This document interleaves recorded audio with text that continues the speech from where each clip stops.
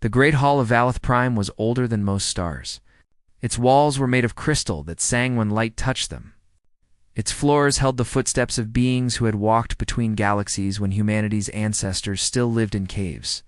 Here, the Council of 17 had ruled the known universe for 12,000 years without challenge. Today, they gathered to discuss the newest species to reach the stars. Ambassador Cathrel the Vorax stood at the center of the chamber. His body was made of living metal that shifted and flowed like water. He had served the Council for 3,000 years. He had seen empires rise and fall. He had watched species crawl out of their birth worlds and reach for the heavens. Most of them were disappointing. These humans were no different. "They call their world Earth," Cathrel said. His voice echoed through the crystal hall. "A small planet orbiting a yellow star at the edge of the outer rim. They achieved faster than light. Travel approximately 200 years ago by their counting. Their probe reached our border station's last cycle." The council members listened in silence. There were 17 of them, each representing one of the elder races. The Vorax, with their metal bodies. The Silith, with their many eyes and ancient minds. The Kethmari, who lived so long that they measured time in millennia. Together, they had built the Galactic Concord and brought order to a chaotic universe. Order meant hierarchy. Every species had its place. "Show us," commanded High Counselor Vethmer of the Silith. Her voice was like wind through dead leaves. Cathrel waved his hand and images appeared in the air above the chamber. Humans, billions of them, living on their little blue world. Working, building, fighting, dying, always dying. Their lifespan is approximately 100 years, Cathrel continued. They have no natural connection to the quantum substrate. No telepathy. No biological immortality. Their bodies are fragile and prone to disease. They require very specific conditions to survive. Counselor Drethvon of the Morvex leaned forward. "Then why are we discussing them at all?" "Because they breed quickly," Cathrel answered. "They adapt to new environments faster than any species we have recorded. They can survive conditions that would kill more refined races. And there are many of them. 8 billion on their home world alone, with colonies spreading to nearby systems." The council understood immediately. The Concord always needed workers. Species to mine the asteroids, build the stations, maintain the great machines that kept civilization running. The elder races had long ago moved beyond such labor. They had younger, lesser species for that. "Classification?" Vethmer asked. "I recommend Epsilon 7, Cathrel said. "Worker caste. Standard integration protocol." The vote was unanimous. It took less than a minute. 12,000 light-years away, humanity received the transmission 3 months later. It arrived on every screen, every device, every communication system on Earth, and its colonies simultaneously. The Concord wanted to make sure everyone heard. The message was simple. Humanity had been judged. Humanity had been found lacking. Humanity would now serve the greater civilization as a labor species. Integration ships would arrive within 2 years. Resistance was not recommended. Director Amara Okonkwo watched the message from her office in the United Earth Assembly Building in Geneva. She was 63 years old. Her hair was gray, her face lined with years of service. She had led humanity through 3 crises already. This would be the 4th. She called an emergency session of the Assembly. Representatives from every nation, every colony, every human settlement in the solar system connected within the hour. "You have all seen the message," she said. "You know what they want? Now I need to know what we are prepared to do." The debate lasted 6 hours. Some wanted to surrender. The Concord had technology that made humanity look primitive. Fighting them would mean death on a scale no one could imagine. Better to survive as servants than die as free people. Others disagreed. Admiral Chen, Way of the United Earth Defense Force, spoke last. He was 70 years old and had served in 3 different wars before humanity ever left Earth. "They think we are weak because we die," he said. "They look at us and see creatures with short lives, fragile bodies, limited abilities. They see workers, servants, slaves." He paused and looked around the chamber. "But they have made a mistake. They do not understand what it means to be mortal. They do not understand that we have spent our entire existence fighting against time, against nature, against each other. They do not understand that every single thing humanity has ever built, we built knowing that we would not live to see its completion. We build for our children. We fight for our grandchildren. We dream for generations we will never meet. He straightened his old shoulders. The Concorde has existed for 12,000 years. In that time, they have changed nothing.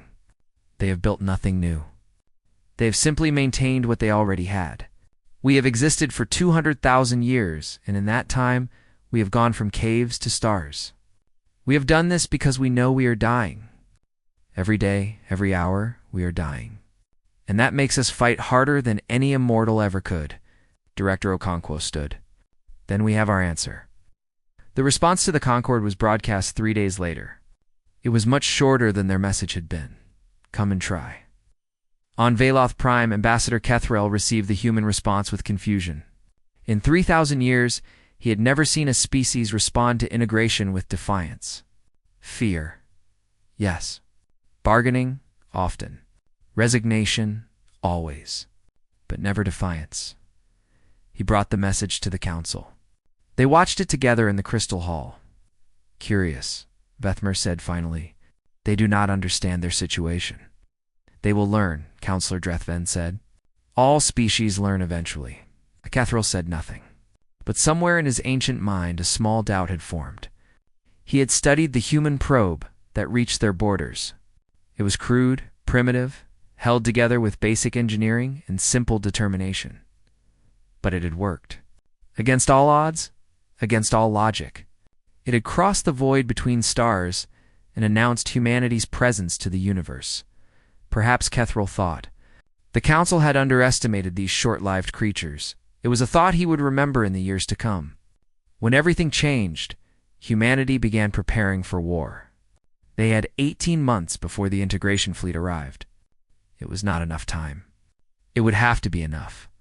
In labs across Earth and its colonies, scientists worked around the clock. In shipyards, workers built vessels designed not for exploration but for battle.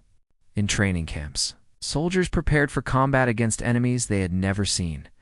And in the halls of power, Director Okonkwo made a promise. They think they know us, she said. They think they understand what humans are capable of. Let them come. Let them see what a species does when it has nothing to lose but its freedom. The stars waited. The Concorde prepared its fleet. And humanity, small and mortal and stubborn, fused to kneel. The game was about to change forever. Admiral Sitheks of the Kethmari had lived for 9,000 years. In that time, he had commanded the integration fleet through 47 successful operations. 47 species brought into the Concorde. 47 worlds that learned their place in the natural order of things he expected humanity to be. Number 40-8. His fleet was magnificent. 300 warships, each one capable of destroying a planet.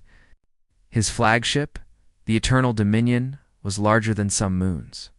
It carried weapons that could crack continents and shields that could withstand the heat of a star.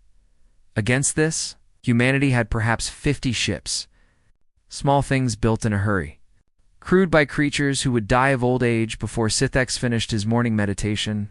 Begin standard approach, Sitheks commanded as his fleet entered the human solar system. Destroy their orbital defenses first, then we will proceed to the surface.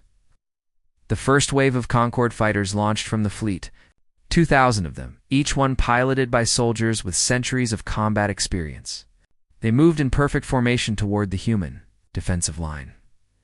What happened next confused Sitheks. The human ships did not retreat. They did not attempt to negotiate. They did not even try to establish a defensive formation. They attacked Lieutenant. Commander Yuki Tanaka led the first squadron. She was 34 years old. She had been flying for 12 years. She knew that her ship was smaller, weaker, and less advanced than anything the Concorde had. She also knew something the Concorde did not. She was not afraid to die. All ships, she said, through her communication system, remember what we're fighting for. Not for ourselves. For everyone who comes after us? For every human child who will never know what it means to be a slave, make them hurt. Her squadron hit the Concorde formation like a hammer. Human ships were faster than the enemy expected, more agile.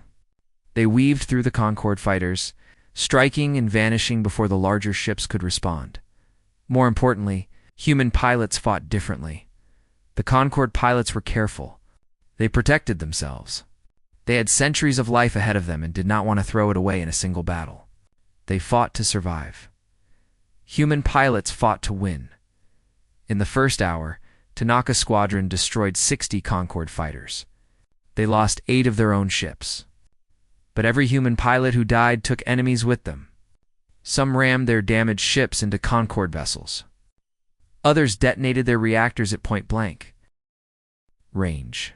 They traded their lives for kills without hesitation. On the Eternal Dominion, Admiral Scythex watched the battle with growing concern. "They are not behaving correctly," he said to his officers. "Why do they not retreat?" "They are primitives," one officer answered. "They do not understand the mathematics of battle." But Scythex had lived for 9,000 years. He had seen many things, and he was beginning to understand that this was something new. The humans were not fighting to survive. They were fighting because they genuinely believed they could win. And because of that belief, they were willing to pay any price. Lieutenant Commander Tanaka had lost 11 of her 12 pilots by the third hour. Her own ship was damaged, leaking atmosphere, its weapons barely functioning. She had 2 choices: retreat to Earth and live, or push forward and probably die. She pushed forward. Targeting the flagship, she reported, "I'm going for the command deck." "Tanaka, you will not survive that approach," Control responded. "I know." Her ship accelerated toward the Eternal Dominion. Point defense systems tracked her, firing bursts of energy that would vaporize any vessel. She dodged through the fire with skills born from a lifetime of training, compressed into a few short decades. She made it halfway to the flagship before her ship took a direct hit. The left side exploded. Her navigation systems failed. She was flying blind now, guided only by memory and instinct.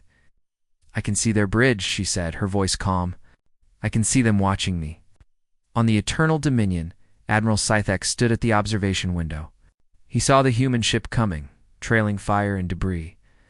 He saw that it would reach them before his weapons could stop it, for the first time in 9,000 years. He felt something he barely recognized: fear. "All hands brace for impact," he commanded. Tanaka's last transmission was picked up by every human ship in the system. It spread across Earth within minutes. It became words that humanity would remember forever. "You have forever. We have today. Make yours count." Her ship hit the Eternal Dominion's bridge section. The reactor detonated inside the command deck. Admiral Scythex died instantly, along with 30 senior officers. The integration fleet lost its commander. Its communications fell into chaos.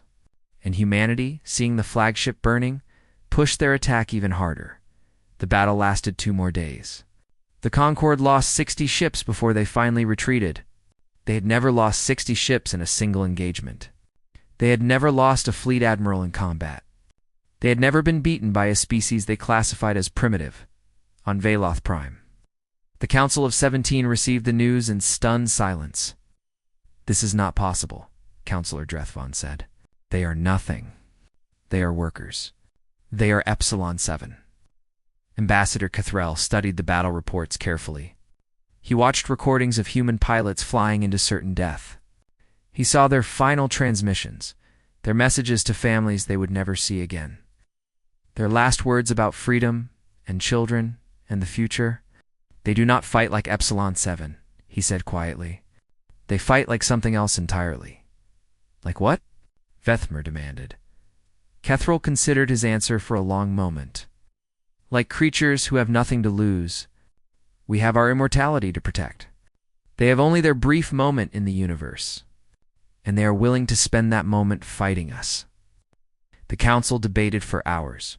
Some wanted to send a larger fleet. Others suggested using weapons capable of destroying planets. A few even proposed negotiation, but all of them were afraid, because the humans had shown them. something they had forgotten in 12,000 years of easy dominance. They had shown them that power was not enough. Technology was not enough. Even immortality was not enough. Against an enemy who did not fear death, even the mightiest empire was vulnerable. On Earth, humanity mourned its dead and prepared for the next battle.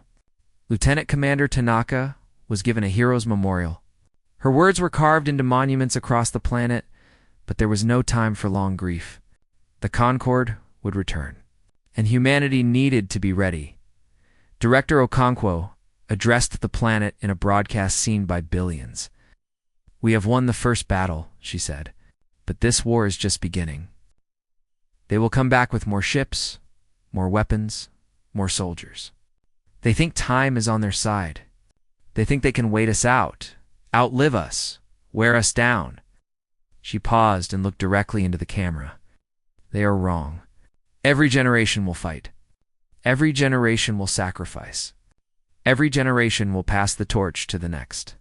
We are not fighting for ourselves. We are fighting for every human who will ever live.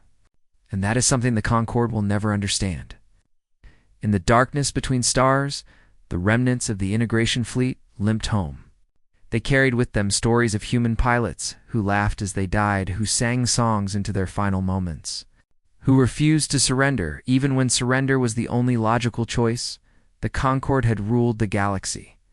For 12,000 years, for the first time, they wondered if those years were coming to an end. The Concorde changed their approach. If humans could not be conquered through direct battle, they would be destroyed through isolation. A blockade of 500 ships surrounded the Sol system, cutting humanity off from the rest of the galaxy. No trade, no communication, no contact with other species.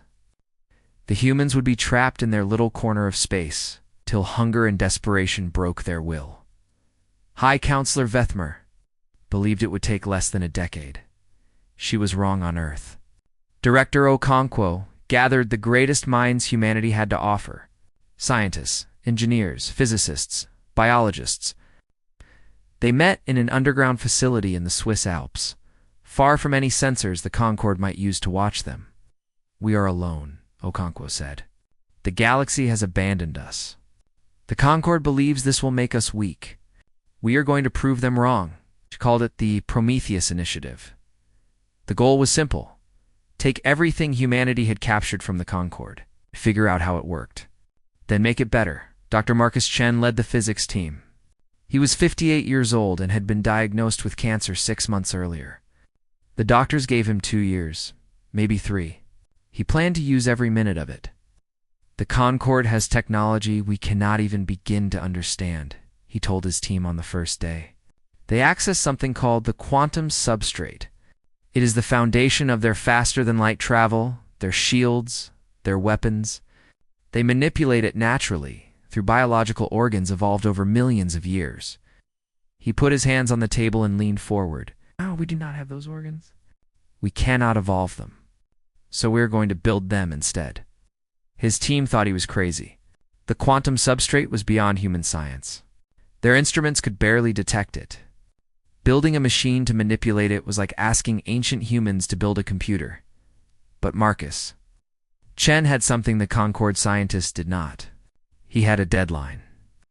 He had a clock counting down inside his own body, reminding him every day that time was running out. He worked 20 hours a day. He slept on a cot in his laboratory. He watched recordings of Concorde technology until he could see the patterns in his dreams. 3 years into the blockade, he made a breakthrough. "The substrate is not magic," he announced to Director Okonkwo. "It is physics. Complex physics, yes. Physics we do not fully understand, but physics nonetheless, and anything that follows rules can be manipulated." He showed her the prototype. It was ugly. It filled an entire room. It required 3 nuclear reactors to power. It gave headaches to anyone who stood too close. But when Marcus Chen activated it, the machine reached out and touched the quantum substrate for the first time in history. Humanity had done something the elder races believed impossible. Okonkwo stared at the machine. "Can you make it smaller?" "With time, we do not have much time." Marcus smiled, and there was something fierce in his dying eyes. Then we will work faster. The Prometheus initiative spread across human space. In secret labs on Earth, on Mars, on stations hidden in the asteroid belt, scientists pushed the boundaries of physics.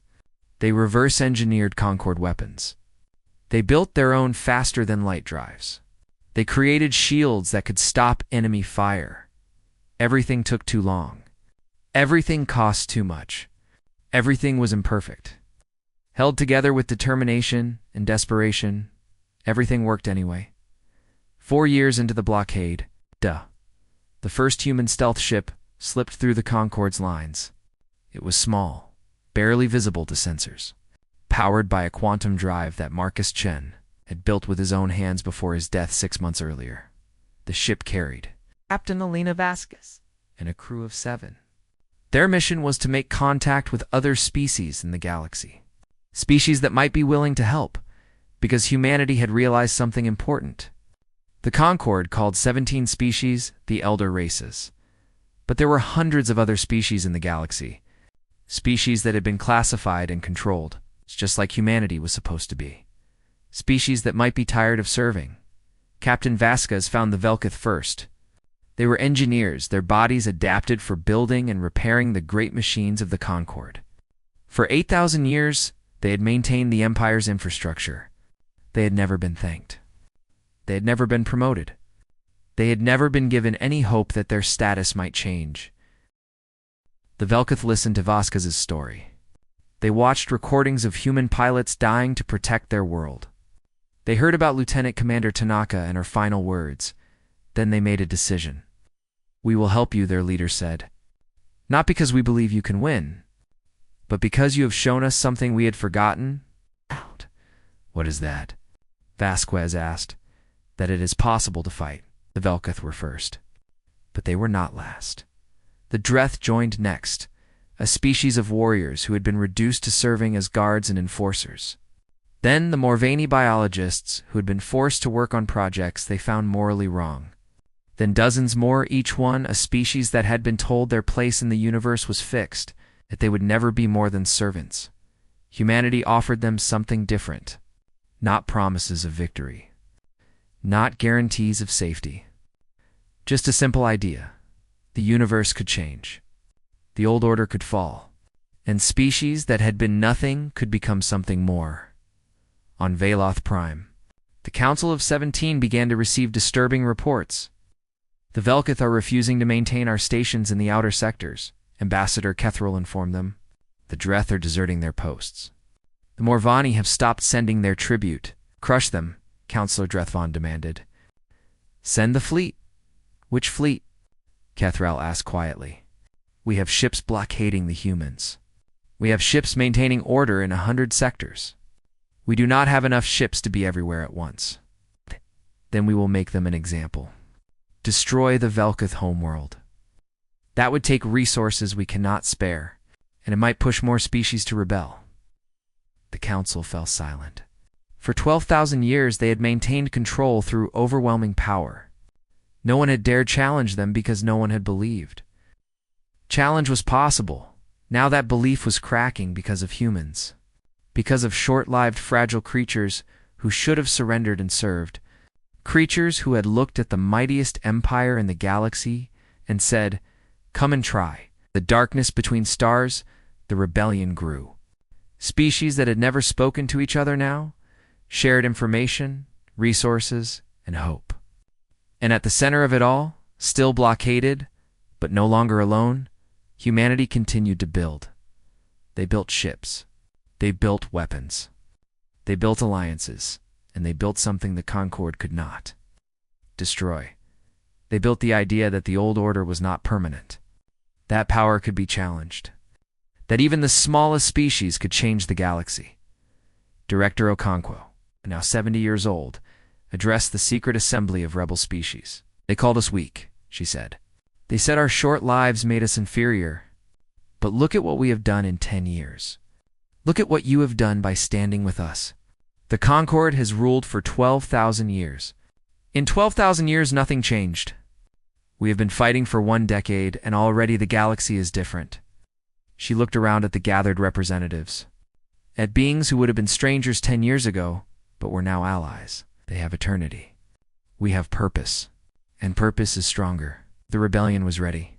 The final battle was approaching, and humanity mortal and stubborn and unbroken, prepared to show the galaxy what they could really do. The Council of 17 had never received visitors like this before for 12,000 years. Species came to Veloth Prime as petitioners, begging for mercy or favor. They came with their heads bowed and their spirits broken. They came knowing their place.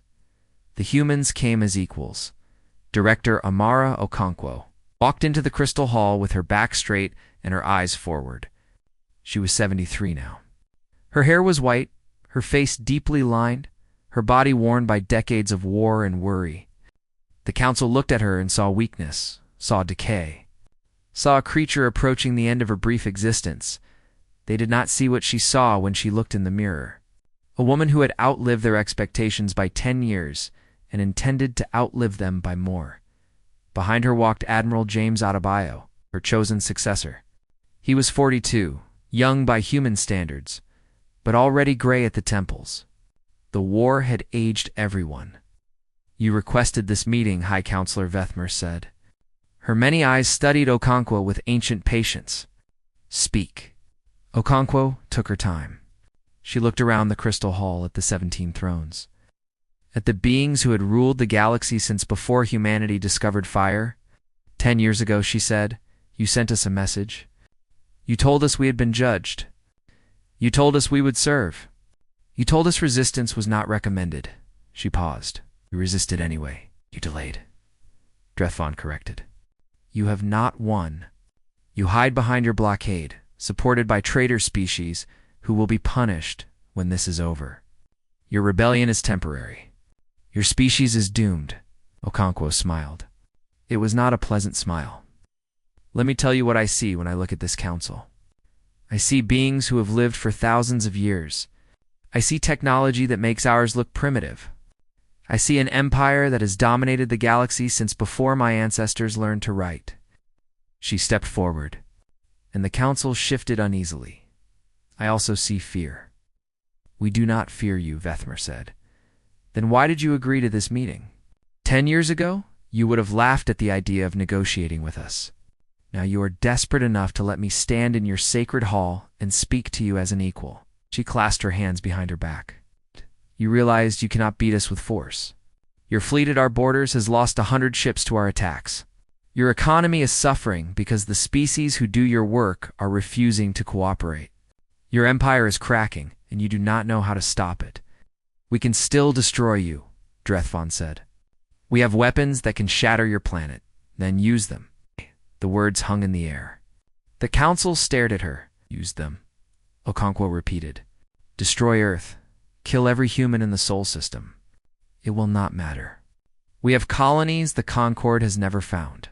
We have allies who will continue the fight. We have spread ourselves across the galaxy like seeds, and you cannot find all of us. She took another step forward.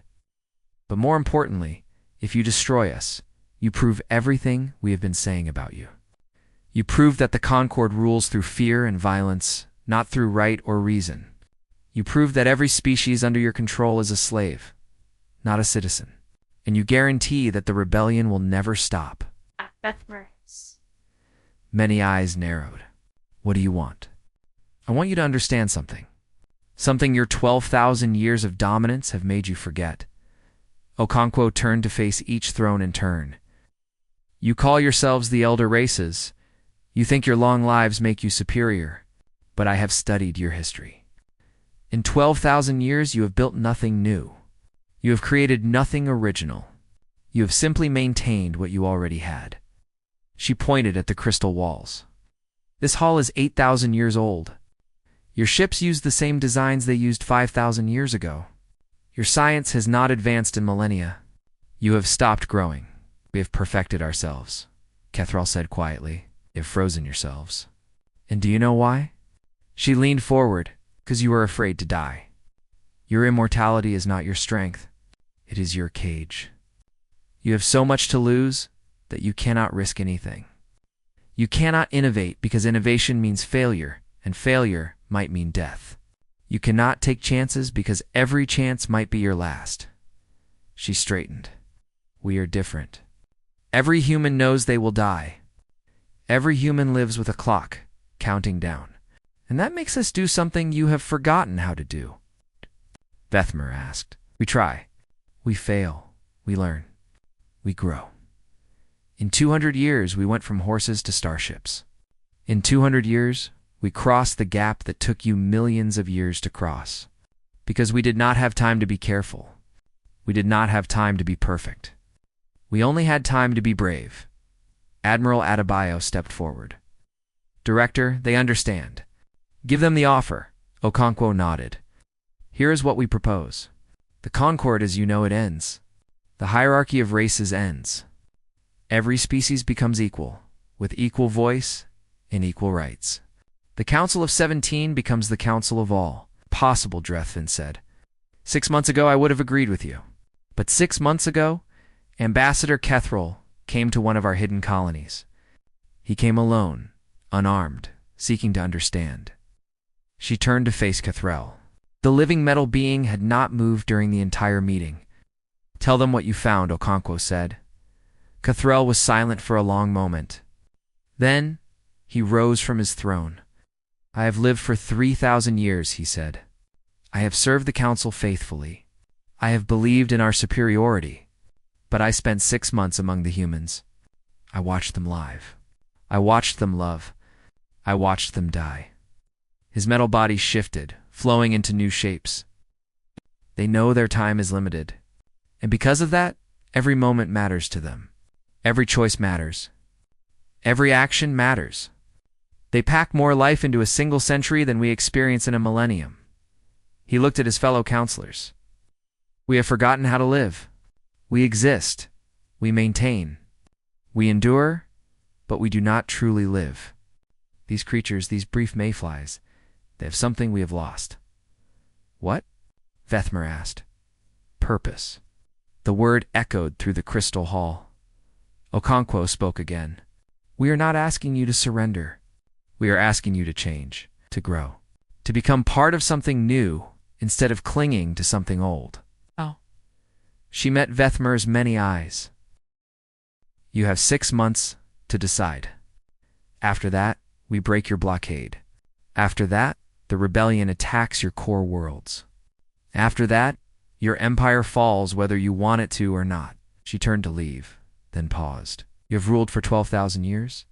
You could rule for 12,000 more if you are willing to share power. If you are willing to learn from species you once called inferior, if you are willing to remember what it means to truly live. She walked out of the crystal hall, Admiral Adebayo at her side. Behind her, the Council of 17 sat in silence. They had 6 months. They had weapons that could destroy worlds. They had an empire that had never fallen. But they also had doubt. Doubt that Kethril had planted. Doubt that Okonkwo had nurtured. Doubt that was spreading through the crystal hall like a crack in ancient glass. The universe was changing, and for the first time in 12,000 years, the Council of 17 did not know what to do. The Concord did not fall in a single day. It crumbled over months, like an ancient building finally giving way to time. It began with the Valkith. They had been the first to ally with humanity, and they were the first to openly declare independence. Their homeworld was small, their population limited, but they maintained the machines that kept the Concord running. When they stopped working, things began to break. The Dreth followed. Then the Morvani. Then the Silith, the Korax, the Vendom, and dozens of others. Species that had served in silence for thousands of years suddenly found their voices. The Council of 17 debated. They argued. They threatened, but they did not fight, because Ambassador Kethril had spoken truth in the Crystal Hall. Because the counselors looked at their perfect immortal lives and realized how empty those lives had become. Because they watched recordings of humans laughing and crying and dying and living, and somewhere in their ancient hearts, they remembered what it meant to care about something. Director Okonkwo did not live to see the final surrender. She died 3 months after her meeting with the council, her heart giving out in her sleep. She was 74 years old, but her successor, James Adebayo, finished what she started. The treaty was signed on Veloth Prime. In the same crystal hall where humanity had once been classified as slaves, Adebayo stood where Okonkwo had stood, facing the same thrones, speaking to the same ancient beings.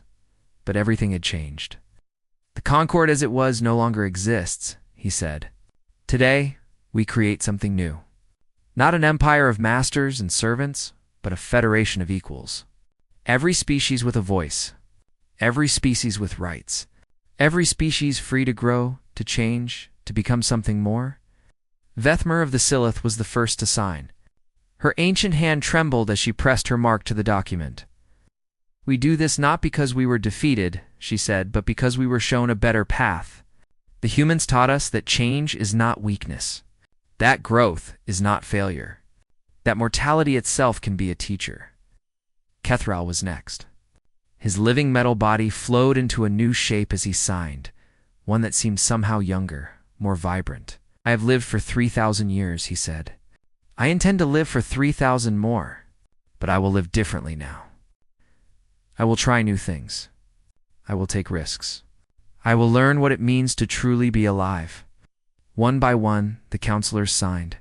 One by one, the old order passed away. The new federation was not perfect. Nothing involving so many species could be perfect.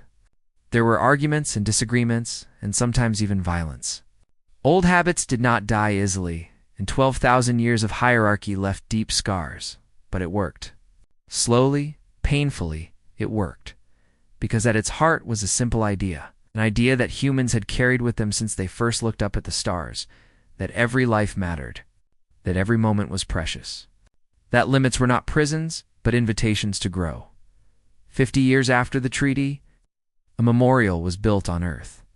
It stood in Geneva, in the plaza where the United Earth Assembly had once met. It was made of crystal from Veloth Prime, metal from the Vorex homeworld, stone from 100 other planets. At its center was a simple inscription. They had eternity.